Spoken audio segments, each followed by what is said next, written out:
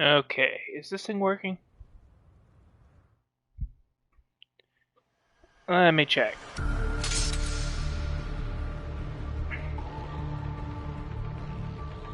Is it working? Yes, yes it is. Okay, the audio is working just fine. Wonderful. Outstanding. Okay, I decided to take a break from Final Fantasy V because I'm not feeling so hot today. And I need some action catharsis in my life. Something actiony, you know? Okay, one sec. Let me just figure out where I want to go with this. Alright. Huh.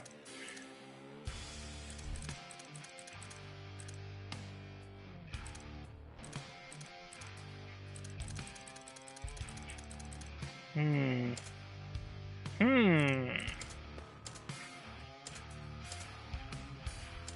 Nah.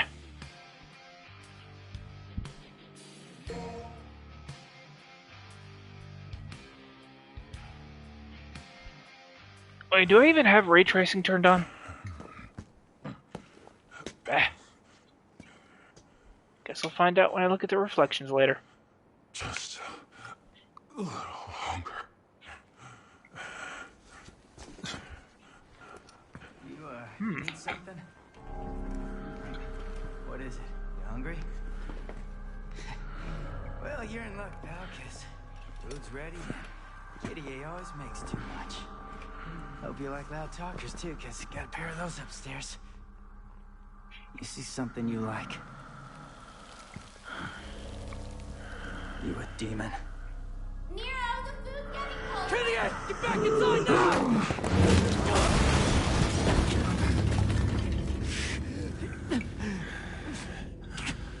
I'm taking this back. I'm running out of time.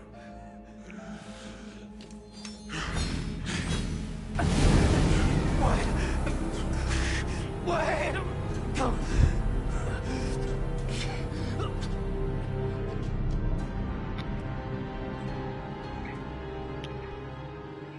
It's nearly time.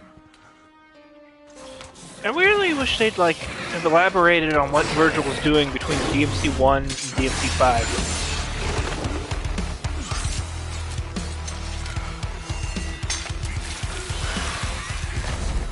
They really don't explain that. He just sort of comes back in shambles.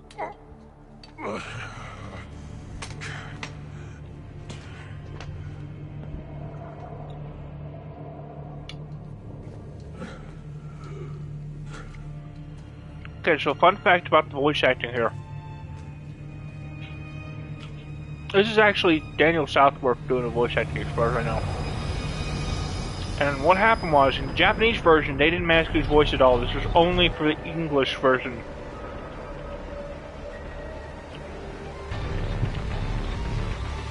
Because they knew everybody recognized his voice.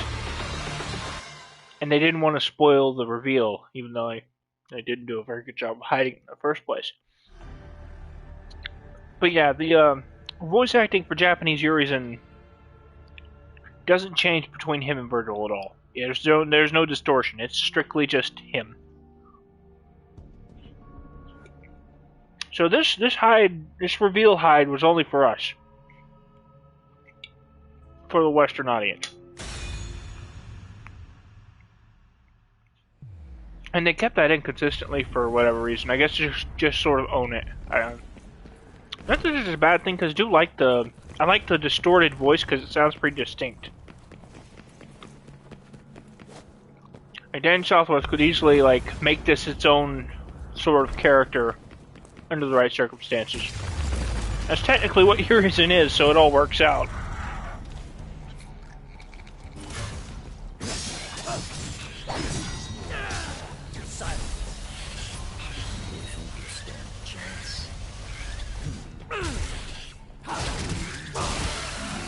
This barrel even counts as a warm-up.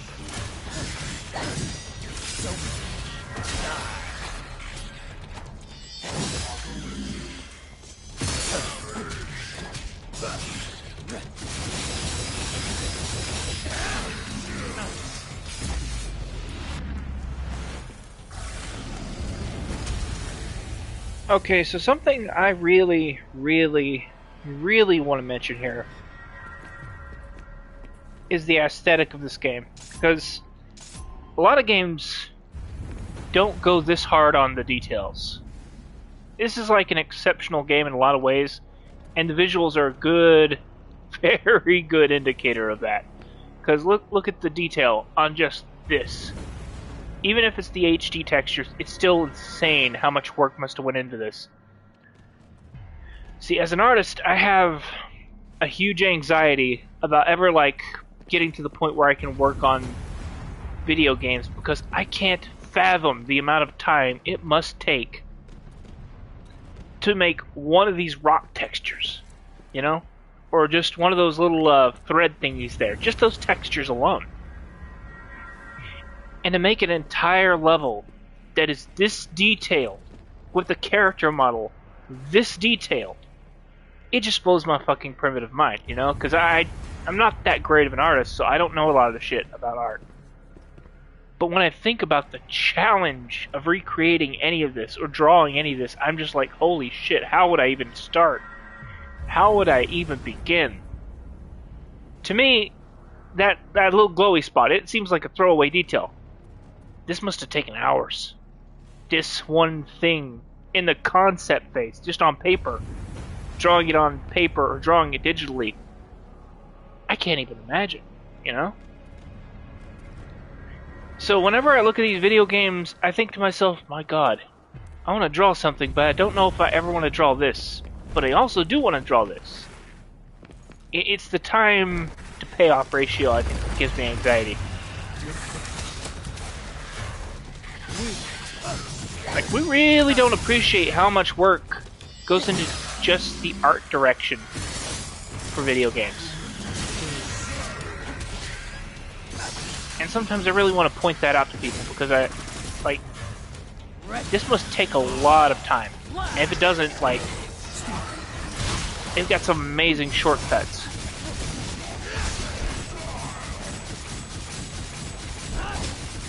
Clean cut down.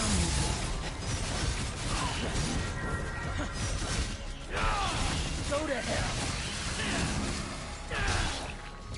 Silence.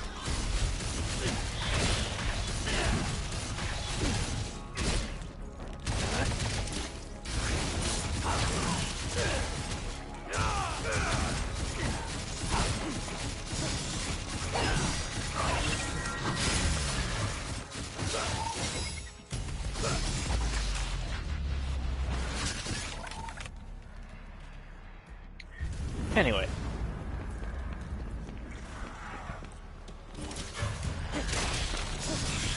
And I know that a good half of this is probably the lighting. The lighting is its own separate thing, you know? That comes from the engine. But just imagine for a second, you're the artist for this stuff, you know? You're the guy who has to 3D model it. Imagine how long that would take. I can't do it. Like, I kind of aspire to make video games. I want to make a game, like, that's kind of simple, like Final Fantasy, you know? Like the originals, not the advanced ones that we see today, but, like, just the OG Final Fantasy games. I want to make something like that, but that's actually really good and really, like, deep. That's why when I'm drawing, like, when I'm drawing concept art for my comic and stuff like that, I'm only keeps my attention, but at the same time, I'm also thinking of it like it's a Final Fantasy setting, you know? So like whenever I'm writing stuff, my characters, they have actual job classes and stuff. There's an actual vocation system involved. Anyway, now this is an interesting fight because you can win it, but you really shouldn't, unless you're just bored and want to speedrun the whole game.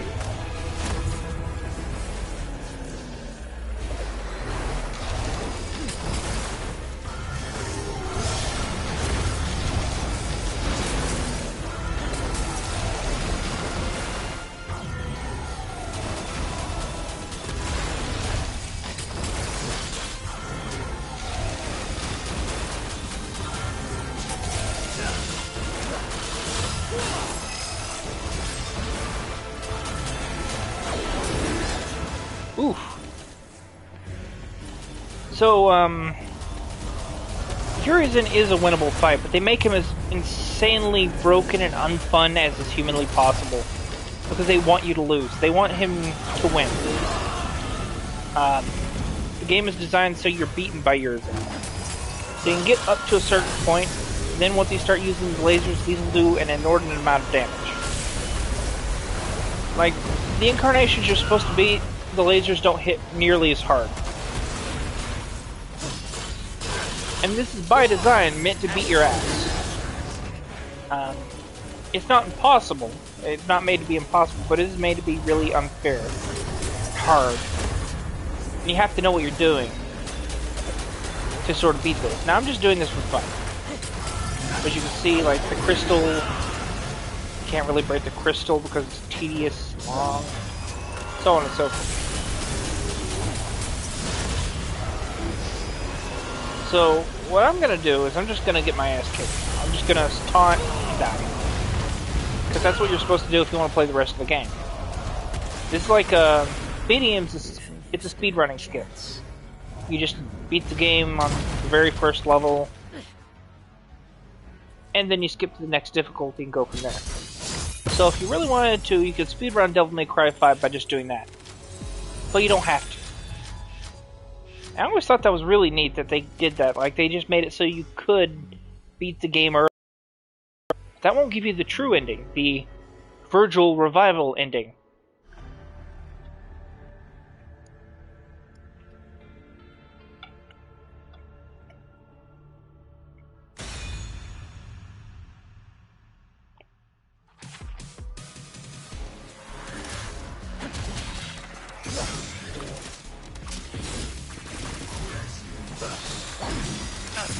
Get lost. Now you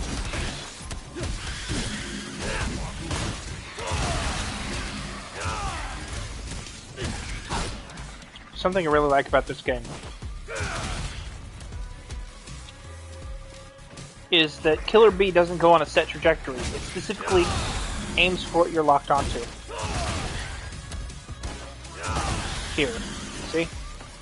And you can do it right above him, and it still hits him, which is all sorts of cool.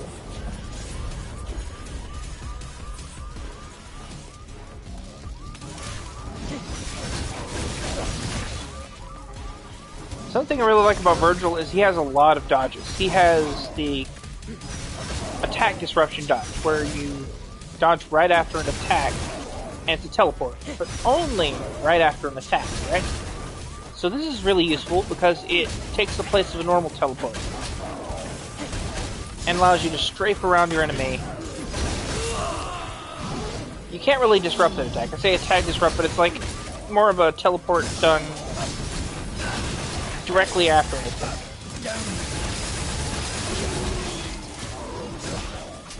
One thing I really think is cool is this.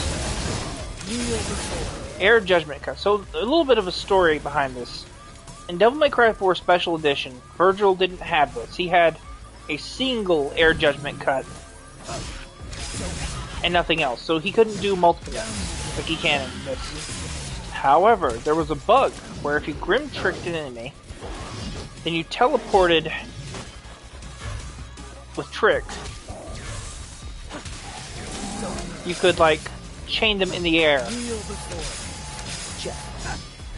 by doing sort of a jump cancel input of Trick and Judgment Cut, and you could actually, like, do multiple Judgment Cuts.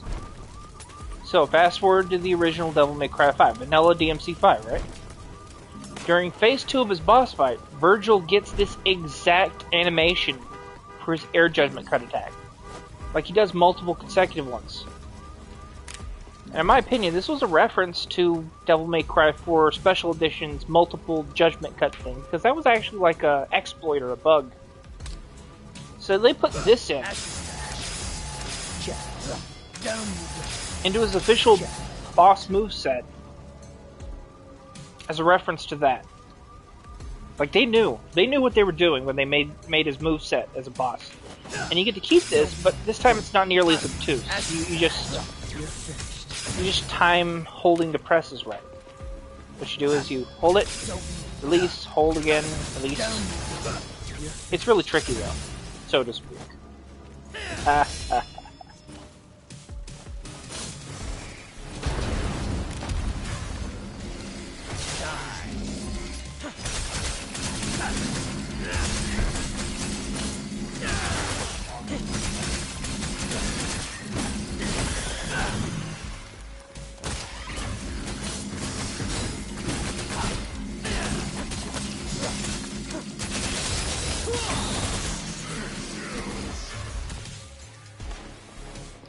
But yeah, Vergil has always been really broken in a lot of the games he's featured in.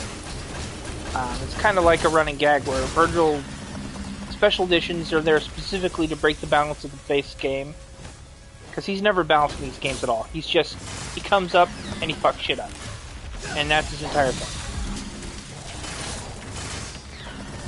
And this is what I like about Vergil, is they don't try to hold him back at all. When Vergil shows up, everything in this game is going to die. He's the easy mode. Doesn't matter how hard the difficulty is, you're probably going to kill everything in sight with it.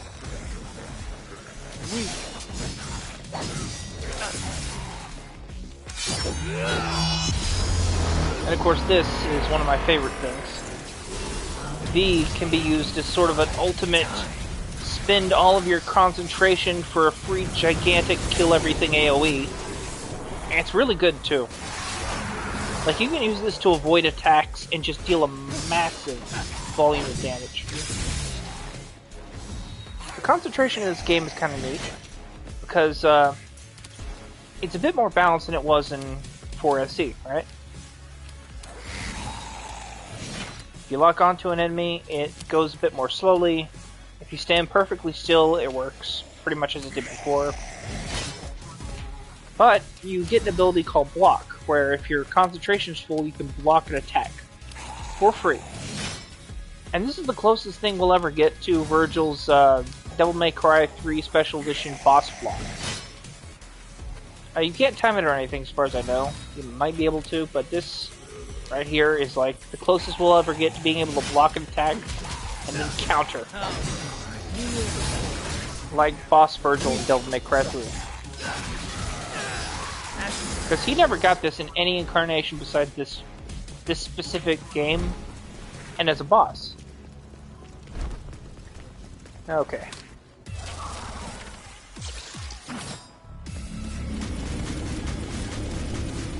So here we go, onward to the Clyfalthruth's boss fight, which is just it's there. It's not really much of a fight.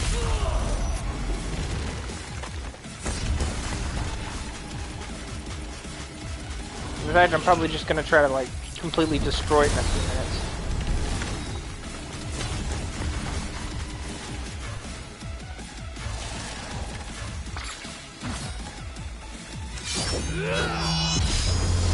Just gonna use meter.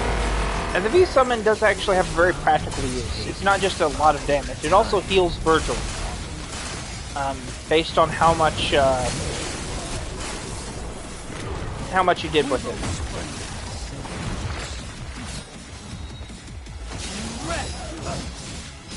Yeah, but this boss is so bad it actually, like, needs to summon ads to do anything to you.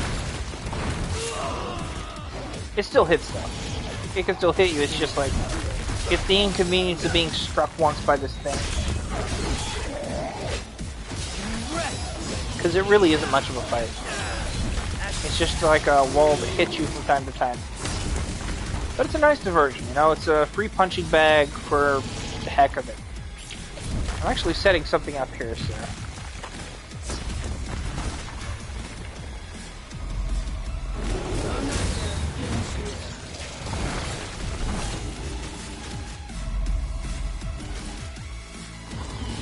Let me see here.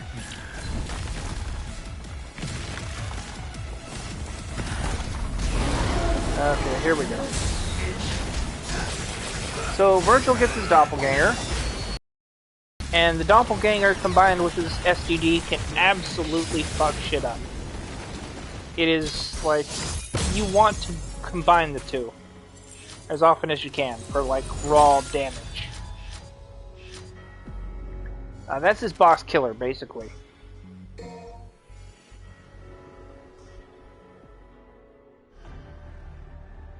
so let me get on to mission 2, and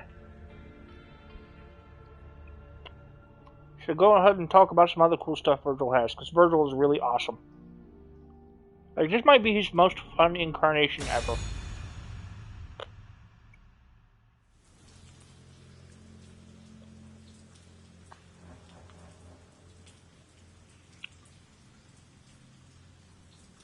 Okay, so Vergil, he has several different dodges. He has his extremely awful vanilla lock-on dodge, which is just a classic Devil May Cry roll aside and don't die. However, he also has a much better dodge he does while unlocked, which is just a normal trick to the side. This is way better than the other dodge, but it also has the added benefit of refilling concentration if you time it right. So one thing they want to do is they want you to play Vergil unlocked as often as you can and only lock on when you're focusing on one enemy. And make sure you use the lock-on dodge, because this is really good. But it's only available when attacking. Like, it's an attack recovery thing only. So he has 3 dodges, right? Then he also has the Grim Trick thing, which is the lock-on dodge, that you can also use, but it doesn't reward you. As for weapons, he has Yamato, and the base combos all have an extended combo when he's in his Sin Devil Trigger form. And you really always want to use that when you're an STD over the super attacks, which are also really broken. But in STD, combining the extended combos with the Doppelganger, who also does them, or does the Yamato one rather, he deals more damage than just the super epic over-the-top fuck you attacks that he also has when in STD or even out of STD.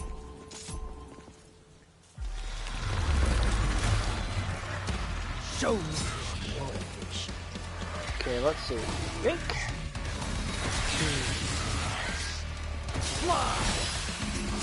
So like Dante, the game wants you to hold the DT button down as much as you can, so you can refill STD as much as possible.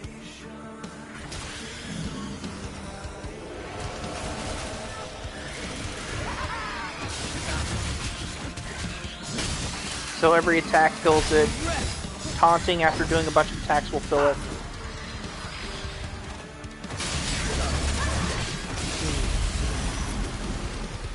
Once it's filled,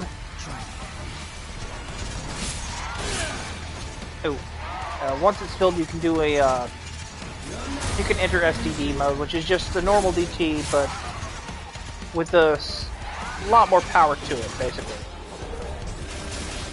But functionally, it's just Vergil's vanilla DT.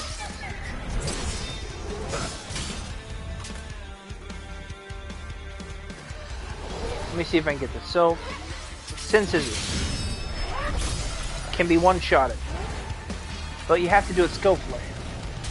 Most people would like to just attack Sin Scissors, hit them really hard, kill them like that. But it's just faster to deflect one attack and then shoot them in the head. You know? But yeah, once you get Quad S with Dante, you get access to sort of an ability to casually, like, turn off DT or Sin DT whenever you want, which is good because you don't waste SDT meter doing that, right?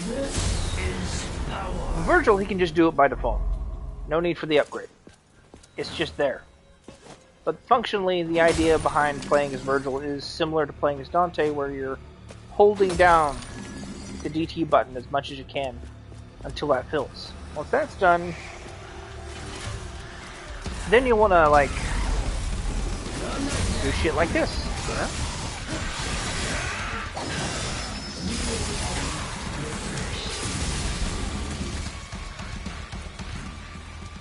And normal attacks don't normally, like, blow the meter too much, you know? And I just blew that, so, whoops. So, Vergil has super attacks, all of which are only available with full SDT. However, while every weapon has a super attack, you really want to do them while in SDT mode, as that's what spends most of your meter. If you do them without that, you still need to be at full concentration and full meter. And you'll be able to unleash crazy super attacks, but it costs way more to do it like this. Like, you'd be better off doing it in SDT mode. But if you just feel like being cheeky and blowing it, you can do it in non-DT. It just costs everything.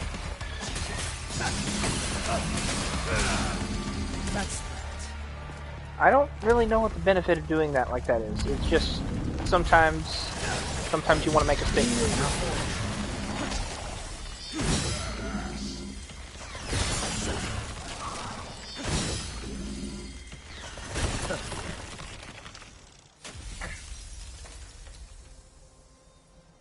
One sec, let me check something.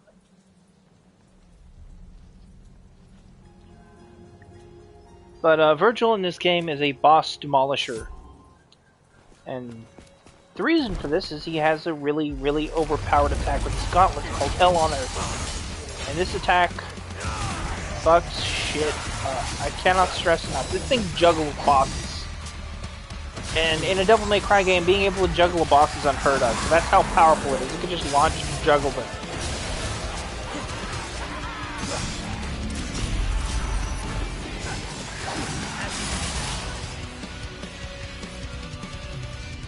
I'm going to use it here because I'm...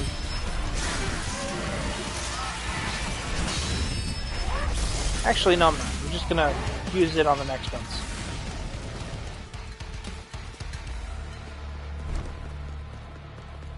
Now, but this attack is amazing because it's just a gigantic, fuck huge, screw you explosion of pure death. And it deals the most damage out of all of his super moves.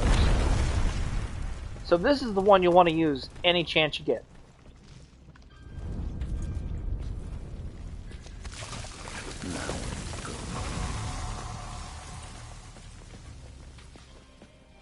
You know, I'm not sure if I have ray tracing enabled. Let me check. I can't access graphics. I'll do it later, after the mission. One second, I gotta show this, because I'm pretty sure everybody's already seen it by now, but I just want to establish just how amazing and overpowered this one attack is. It's his best one. Like, forget Judgment Cut In, this one's where it's at.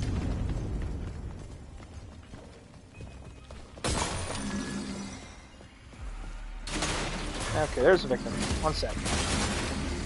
Now. Once that fist lights up, you're invincible. And it just... Look at that shit. That is amazing. That's beautiful. That's what that is. Now let me go in here and trigger another fight, because I'm bored and want to rebuild DT.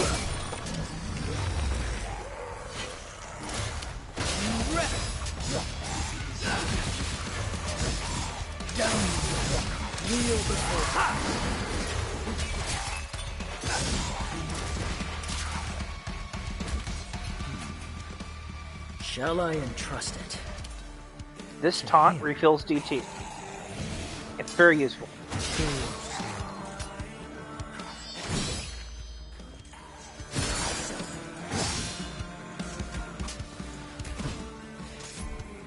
You're wasting my time.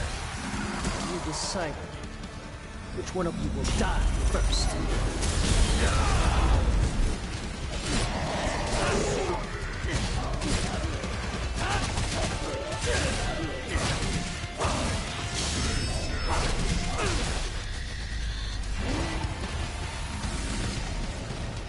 And the best thing about Vergil is that by default he is the coolest Devil May Cry character in existence. In spite of being a villain or antagonist most of the time, Vergil is like 100% just pure raw cool. Which is even funnier when you find out he's actually just a huge fucking nerd.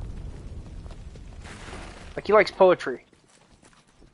And in fact, his brother used to pick on him a lot when he was a kid because he liked poetry.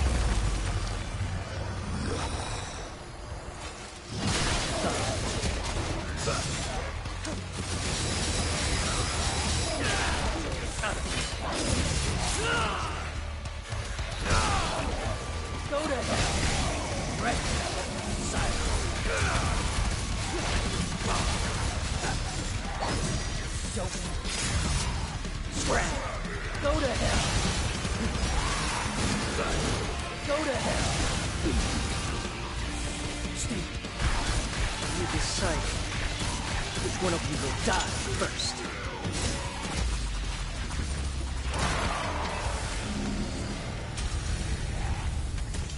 But yeah, if you need a reason to like ever play Devil May Cry Special Editions, this is that reason. This dude right here. He's only ever playable in Special Edition. That's what makes it special. That's literally the only reason to ever buy these games. It's like they have Vergil in them.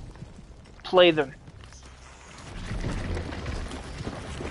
And I am like praying for the day when we finally get a Devil May Cry game where Vergil is playable by default as the main character, and Dante is the Special Edition character. And we suddenly get a broken version of Dante instead of Vergil, like the tides finally turned.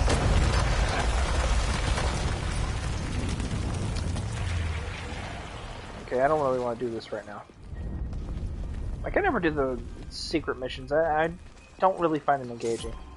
That's just a me thing. You know? Like, sometimes I'll do them if I just want to change things up, but I never do them. Okay, hold on. I have to clean this room out. Go to hell!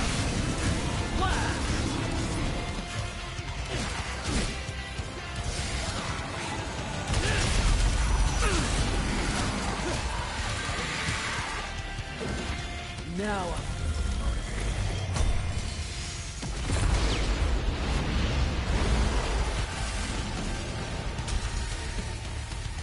But yeah, Hell on Earth is really good. And when you're in STT mode, you want to spam it a lot against bosses, because it will absolutely mess them up.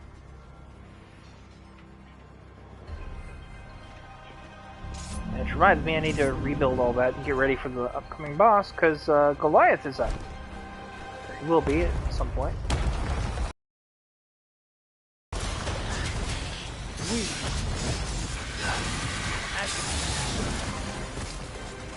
Now, something interesting I like about Vergil is his air taunt. He actually has two of them, and one of them is a reference to one of his older attacks, Air Raid.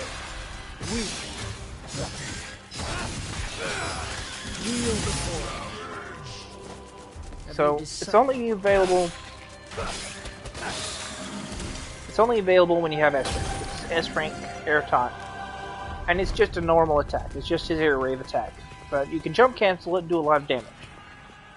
All sorts of cool.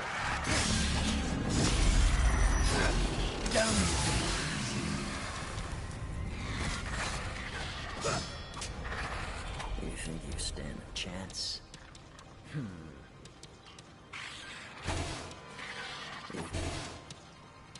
Show me your motivation.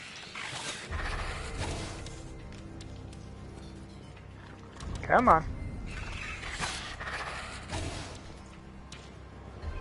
This is power.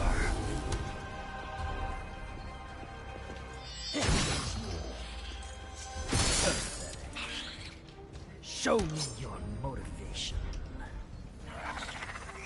Just playing around with Sky to build DT now.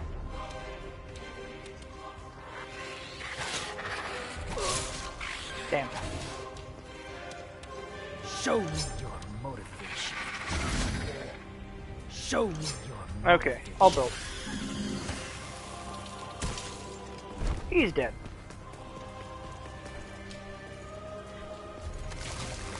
Now this game is really good, but it has a few problems. Namely, I'm not a huge fan of its pacing. But that's a minor thing. This game is still like one of the best Devil May Cry games out there. I'd say it's easily on par with 3, but for different reasons.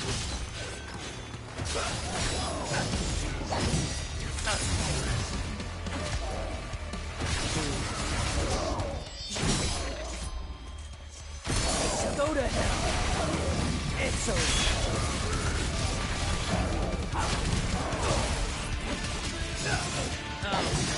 You will record.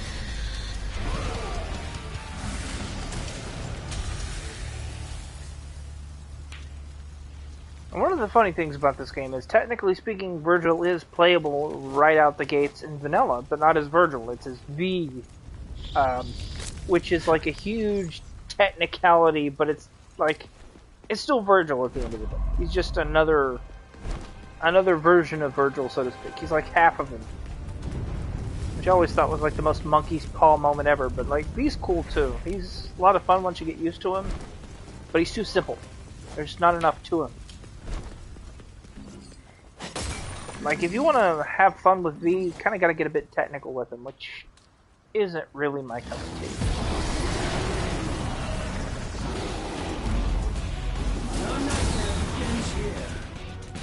Rest in peace.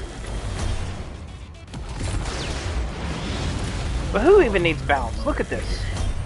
You can just blow shit up. Rest in peace.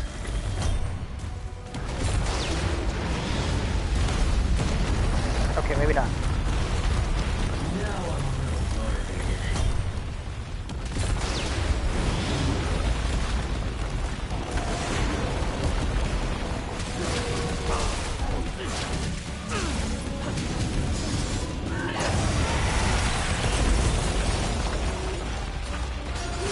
Yeah, I better get out of here.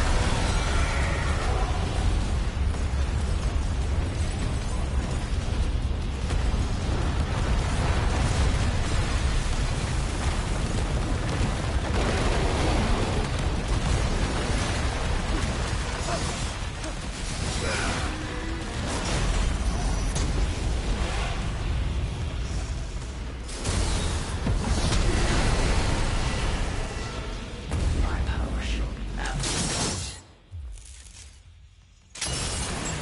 You shall die. Bosses just stand no chance against him. He really is way too powerful. But that's why I like Virgil. He's a lot of fun, you know?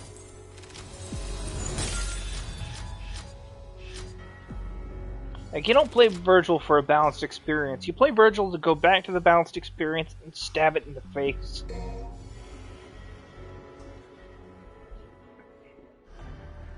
Okay, 1 second. I gotta go back to the main menu and check to see if, like, my extremely pointless graphic settings are on point. I might play something else a bit too, because I want to try doing other stuff. Okay, yeah, ray tracing on graphics versus on performance. It's not really a huge difference, honestly. Like, I mean, there's still a somewhat substantial one, but it's like, I'm gonna go with performance this time.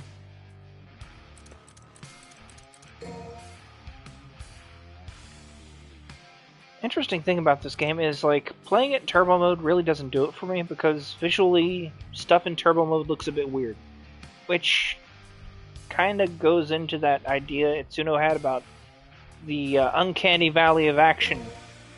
How the more realistic something looks, the more weird it is that it starts doing unrealistic things.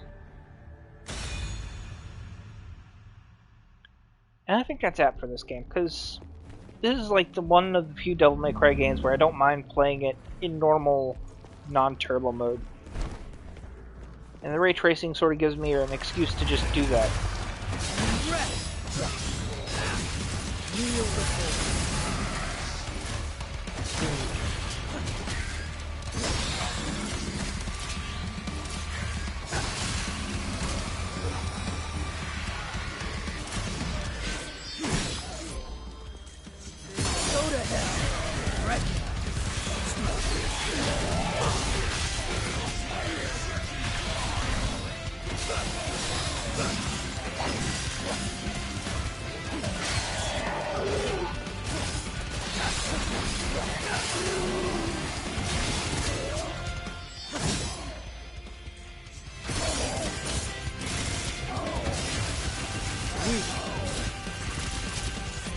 Have you decided which one of you will die first? Go to hell!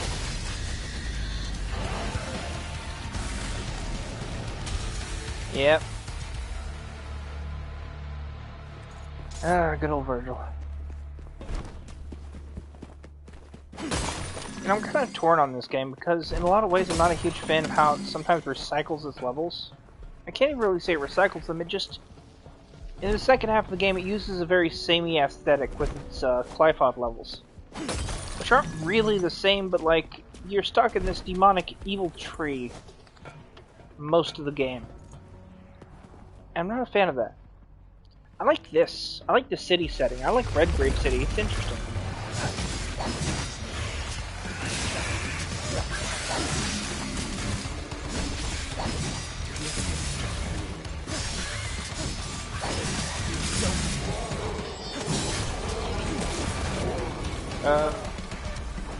Really hate these things.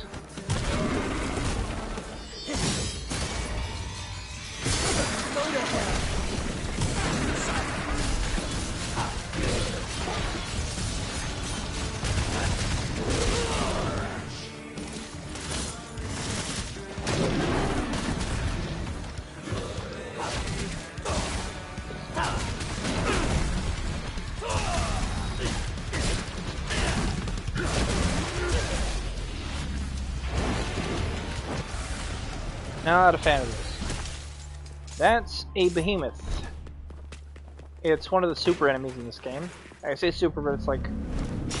I guess you could say it's like a super heavy from Doom.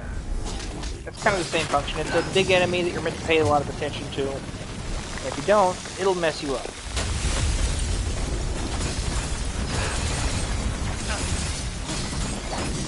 You just get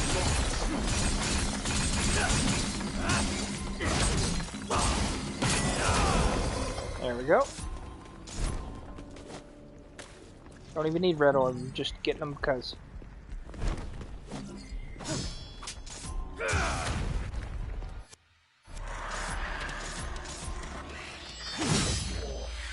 There we go.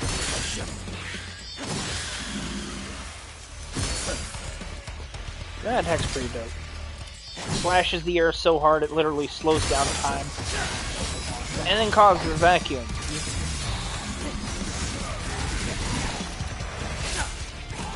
Oh shit. Go to hell. That's a lot of reach actually. There's no time for that.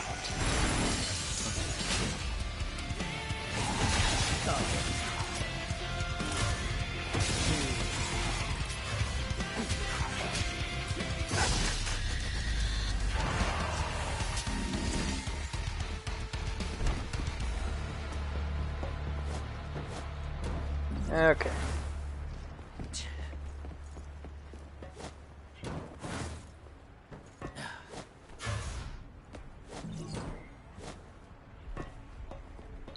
So the scoring system in this game is kind of weird. A lot of Devil May Cry games have scoring systems with problems. Devil May Cry 3 actually expected you to perfectly speedrun a level on top of playing with really good precision and everything, which was a huge mess, because you can't really speedrun and get a lot of red orbs. I mean, you can, but you have to be really fucking good at the game to get the double S rank for levels. Or even the S rank. And the game even wants you to. Like, it's pressuring you to do that.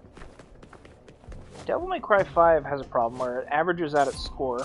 It makes a lot of levels easier to S rank.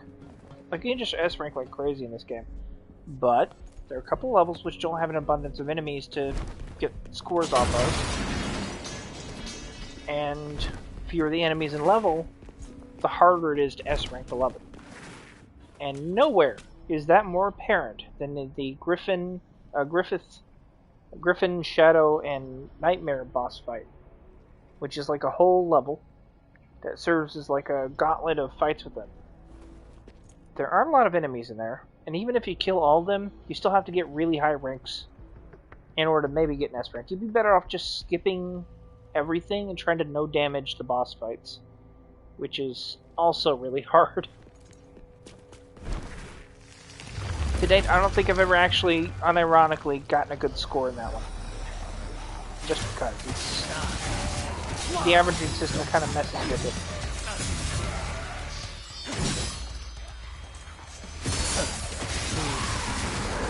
Alright, here we go. 1, 2,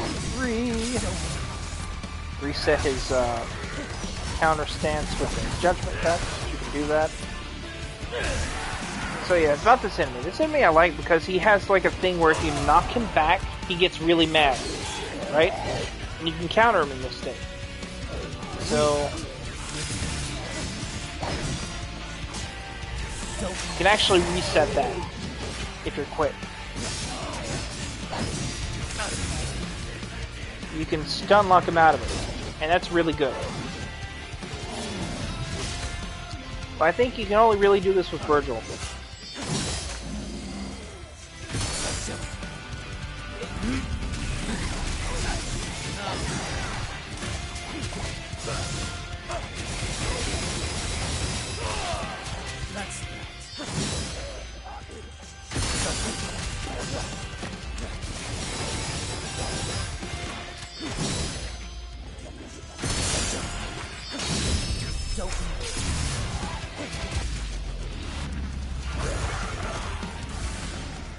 Let me see if I remember how to do this. This is power. Show me your. Okay, wait, hold on. Something I want to try. Show me. But I don't think I can. I don't even know if I bought it. I feel like I have, but maybe it was on the PC version. Because Vergil's a DLC on the PC version. But just Vergil, like the other stuff. You don't get the special edition content, you just get Vergil, but that's enough, honestly. Because the only reason anyone would ever buy special edition is just for this. I think there were people who had complaints about it.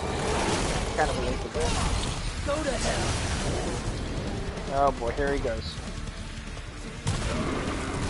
Go to hell.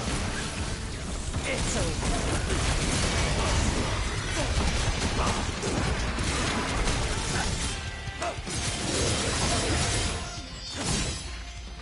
Out of my way.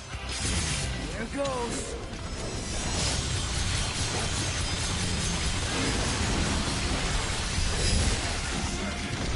Let's have some fun.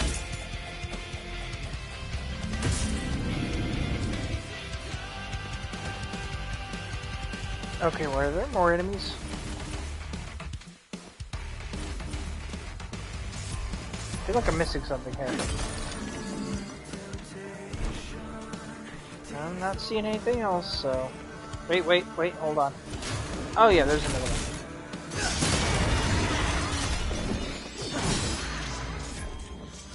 Go to hell.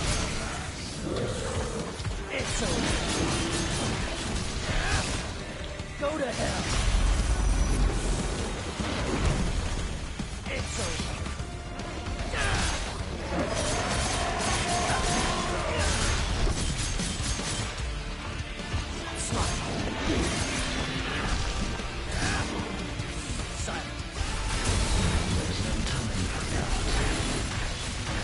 Must be done.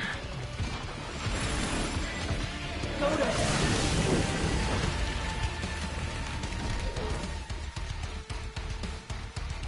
So, interesting thing about some of his A-rank taunts is when he pulls out the book, it recharges your DT, right? Pulling out the hand will recharge his concentration. So those are just cool taunts. They serve actual purposes in the game. So that's neat. So if you like want to restore your DT and you've got an A rank or better, start trying to taunt and see if you get lucky. And sometimes you will. The lock-on taunt is just that. Which one of you will die? He focuses on one, he launches them, then you start the combat. This attack just slows enemies down and pulls them in.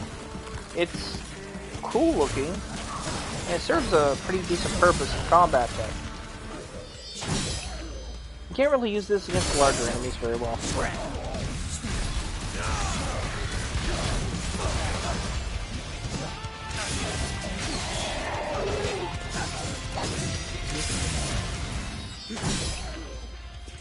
Go to hell.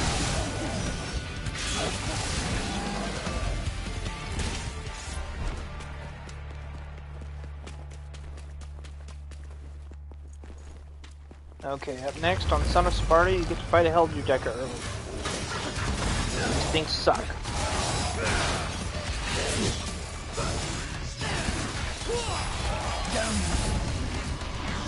They're like the worst enemy in the game.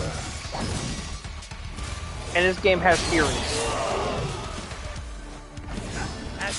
That isn't to say they're bad design, they're just really specific design that isn't welcome in a game about styling on your opponents.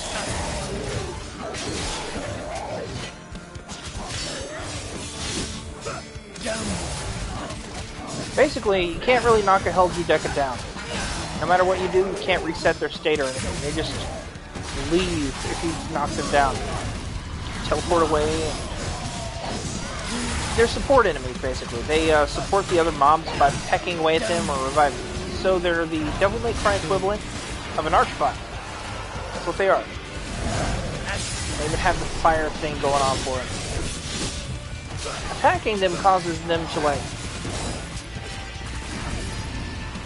It causes them to, like, disrupt you, so to speak. So, you have to be very careful in fighting into Deca.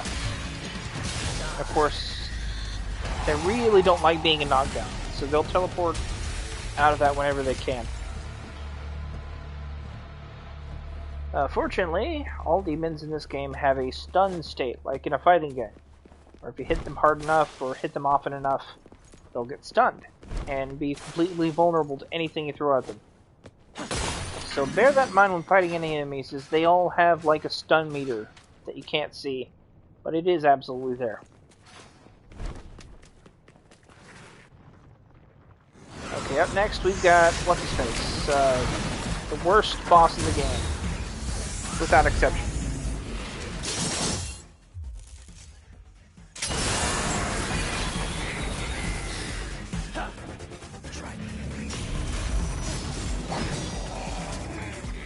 Show me. Real before. Ha! Try me.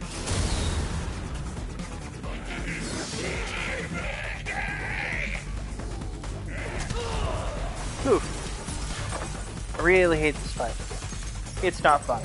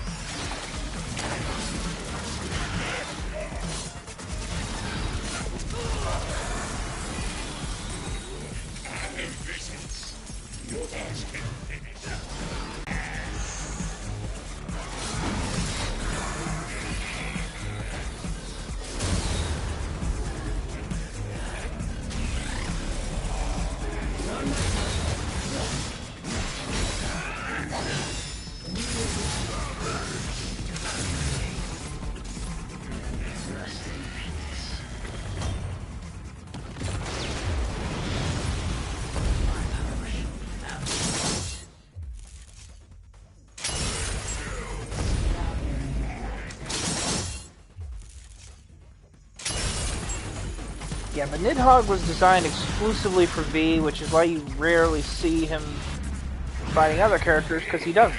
Only Vergil and V really fight him. And Vergil gets to fight him because, well, Vergil's broken as shit and he could just beat him. But if you were to put Dante or Nero into this fight, it would fucking suck. It really would. It's V's fight. Flat out. Okay.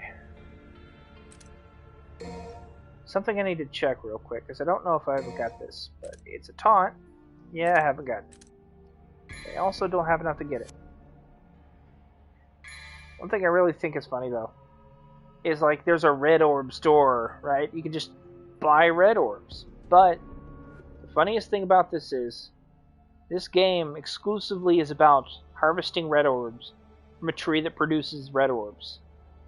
So this is a non-issue. You don't ever need to buy them, ever. You just play the game multiple times and you get an ass load of red orbs, more than in any other Devil May Cry game. So it's like, why would I ever do that? Why would I ever use the store? And, you know, I always thought that was really ironic. I think they did that on purpose, just to spite the fact that they had to do that.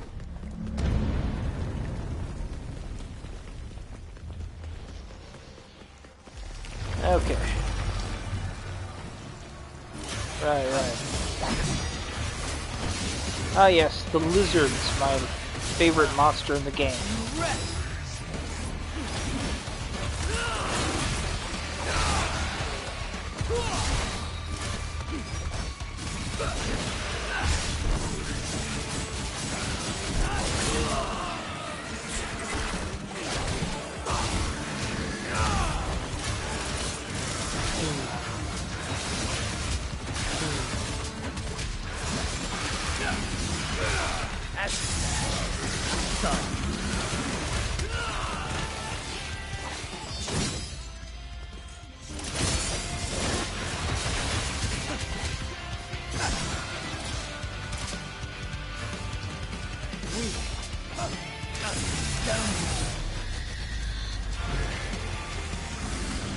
Alright.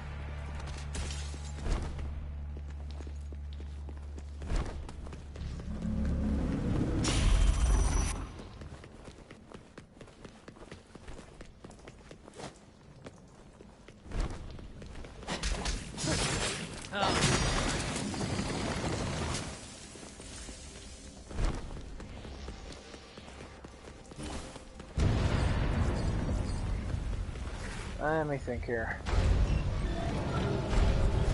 Something you could do in this that doesn't really affect the outcome of the fight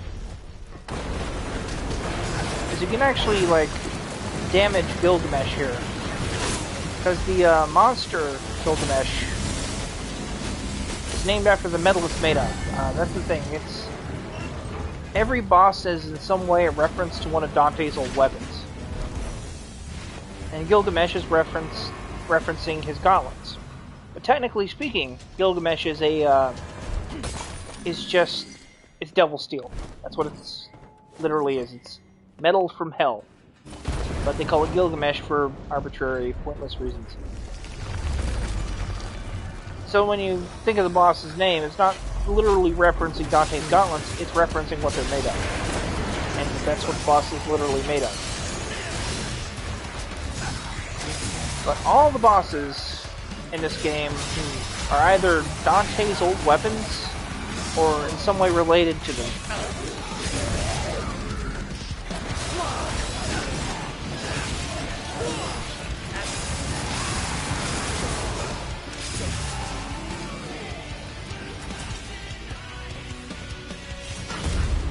How about no? Shit.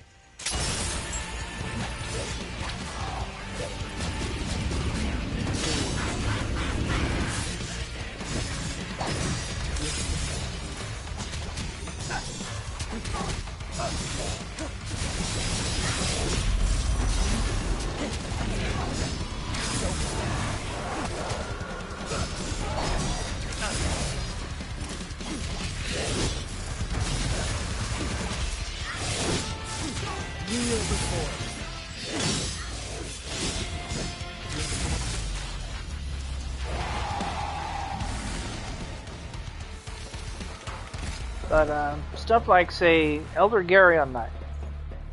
That boss is just a really, really old Garyon that's probably the last of its kind. I know Goliath isn't really a reference to anything, but he's just a new boss. You know? But Garyon, Gilgamesh, and Artemis are definitely references to Dante's old abilities and weapons. And Artemis is just straight up the weapon. Like, it's actually, I think, one of the few things in this game that are just like, they're not a callback to the game, they're just carried over from Devil May Cry 3. Vergil somehow got a hold of it, was using it.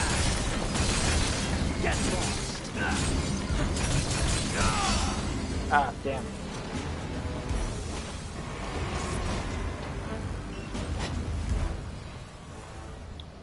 But that's the thing about Virgil when he's Urizen is he uses a lot of stuff that's like he uses at least two things that are in some way related to Dante. You know, so he uses Artemis, and he specifically upgrades it by feeding it Lady so she could serve as power source. Because as Urizen, he doesn't even know who she is. He just thinks, wow, this lady's really strong. She shall serve me well. Because Urizen is the dark side of Vergil. He is the primitive side of Vergil. He's literally Virgil's inner demon with none of the good stuff. So for him, anything good is obviously anything that'll serve him directly. So he, turns Trish into an Angelo model. He uses Lady as batteries for a weapon. And he also has a very interesting demon serving him, Malthus.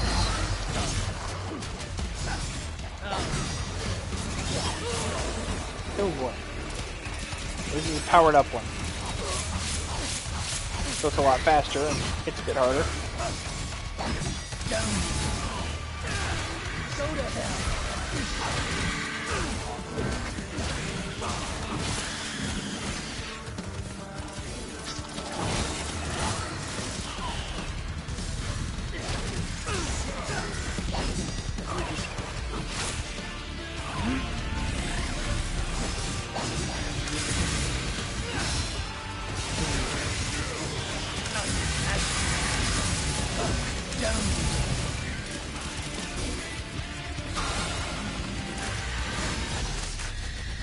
But I like to think that the entire story of Devil May Cry 5 is about Virgil inadvertently becoming a better person, or at least growing as a character, by having his human side that's been divided out of him, facing hardships and confronting new perspectives that he would never have confronted before.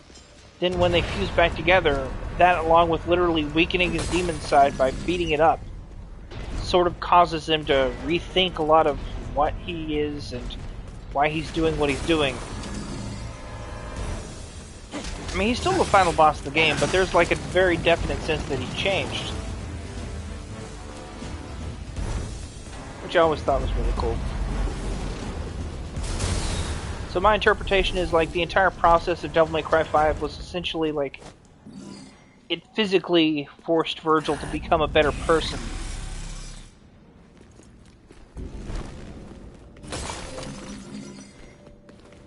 By having V confront all this all the effects of what he did. Because he's both cleaning his own mess and making an even bigger mess at the exact same time. Because V and Urizen are both Virgil. They're just different sides of it.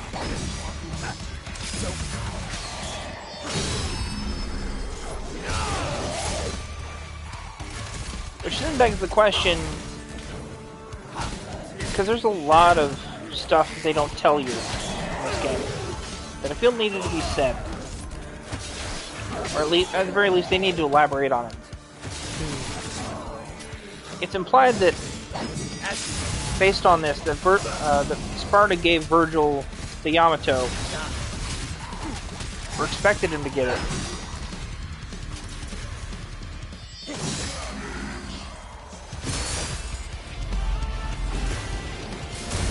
Because he knew he'd do something like this. And this was sort of his way of setting up a situation where Virgil would fix himself later on down the road.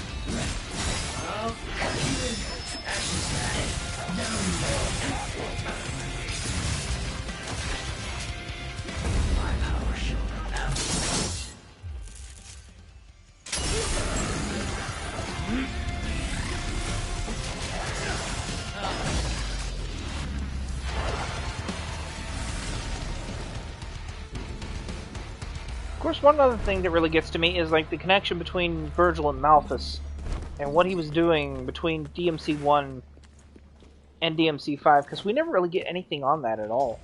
It's just, oh yeah, by the way, Virgil suddenly came back.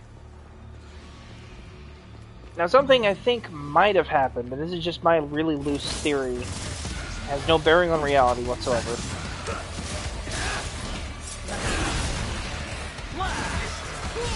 And I think the process of what was happening in Devil May Cry 4 inadvertently resurrected him. And that he really did die in Devil May Cry 1. Like, he just straight up perished. Okay. I don't want to go here right now.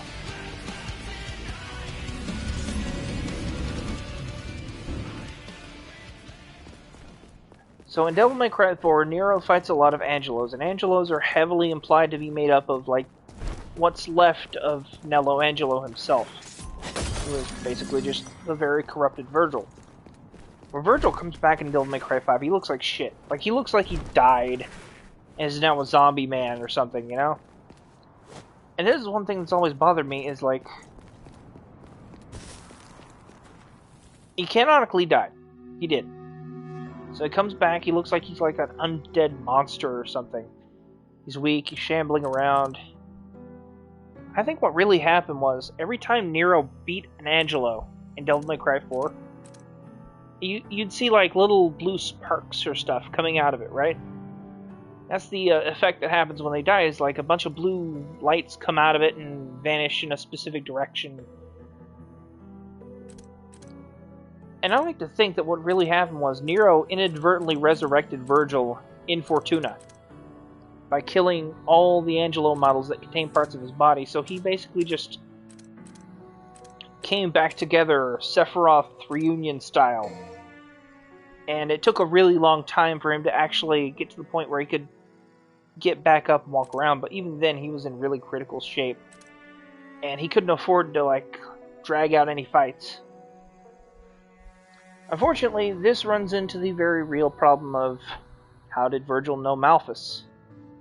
Because Vergil, Urizen and Malphas very clearly know each other, or at the very least, Malphas is extremely loyal to Urizen for some reason.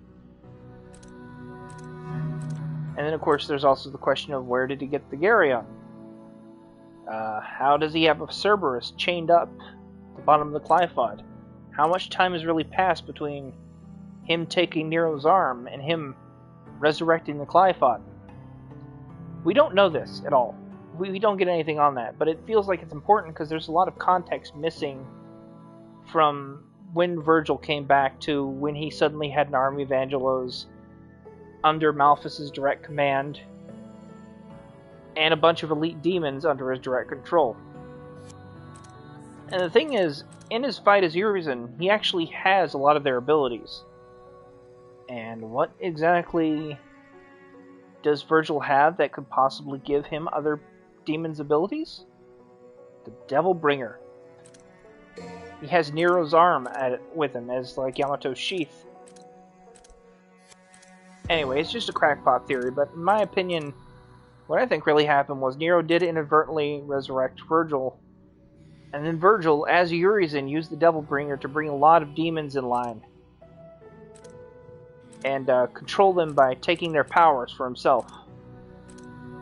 So the whole thing happened within like a few weeks. Or maybe a month, I'm not really sure. That's my take on it. I can't do this.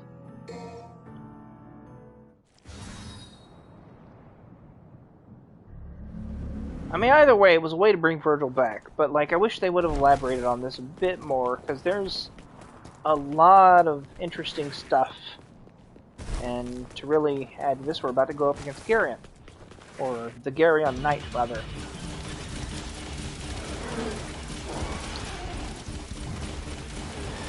So the Garyon Knight is an Elder Garyon, the Knight on top of it.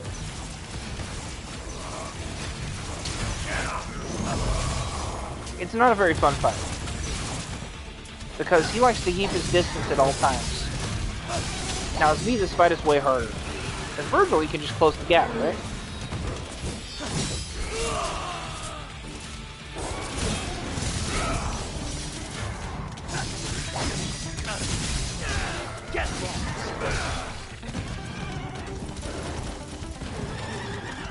but this may very well be the last living Garyon in Devil May Cry lore. Because Dante killed the one guarding the tower. And this one's just like a really old one.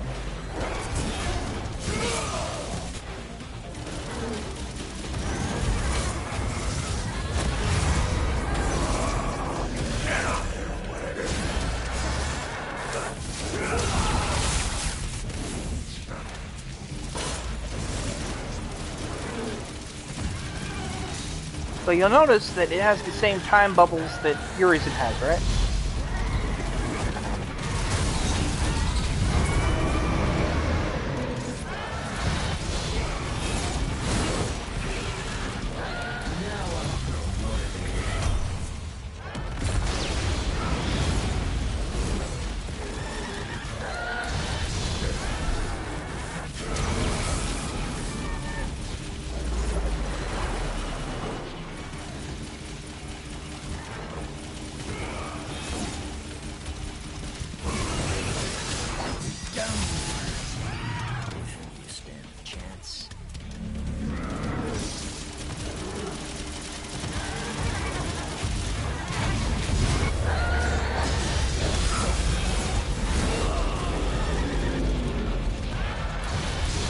Okay.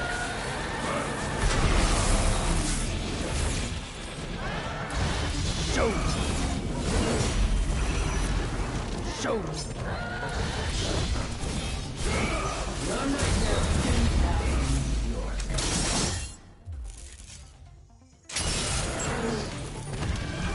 You decided which one of you will die first.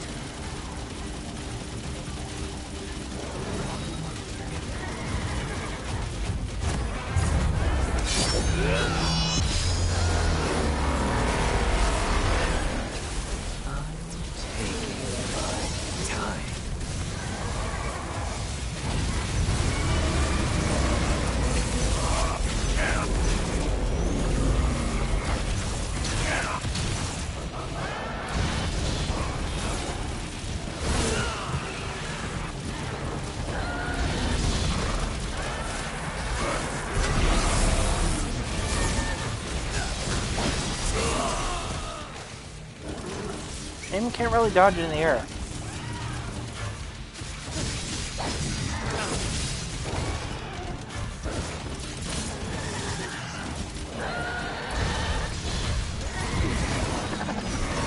Go to hell.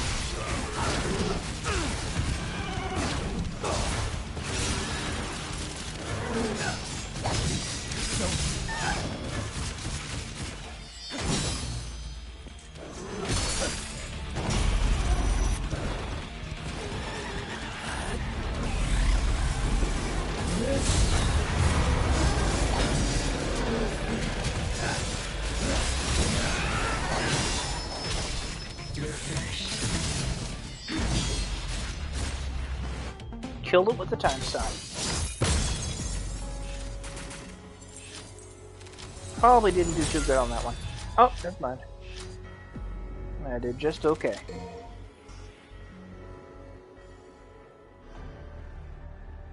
Okay.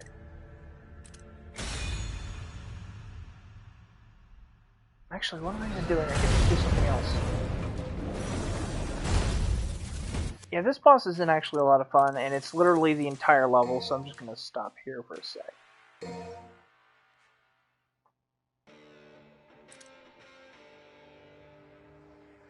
Oh yeah, this is one of my favorite things about this game. Once you beat Vergil, you unlock these cute little extra things where Vergil's suddenly included in the van. Which is like heavily implying that after he and Dante escape hell, Vergil just decides to just join Devil May Cry. They don't say it, but I feel like they're implying it happens.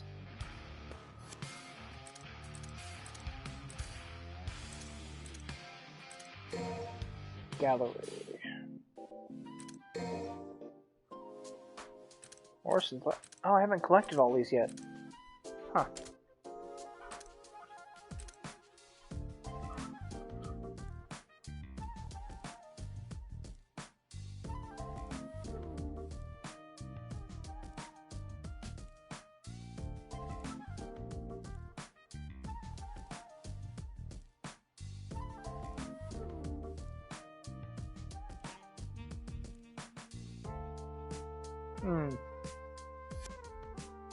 I rarely ever read those.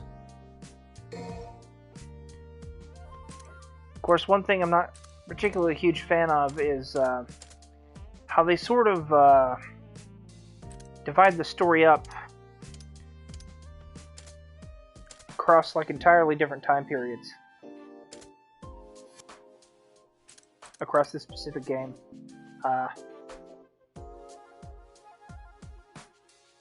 They do a lot of back and forth with the dating, which is, it kind of throws me for a loop at times. It's not like a big deal or anything, because this game's good, but it's like, and the problems it has are very minor. Gameplay wise, I think it's the best Devil May Cry out there. It really is. Like, it lacks some of the more interesting stuff from 4, like Inertia, but I don't think Inertia was ever a deliberate thing. It just happened and people suddenly found out how much fun it was. I do wish it was back though, because out of all the things one should deliberately program into the game's sequel, the fun stuff should always make it in, you know? Anyway, I'm going to stop for now, because I need to take a break and do something else.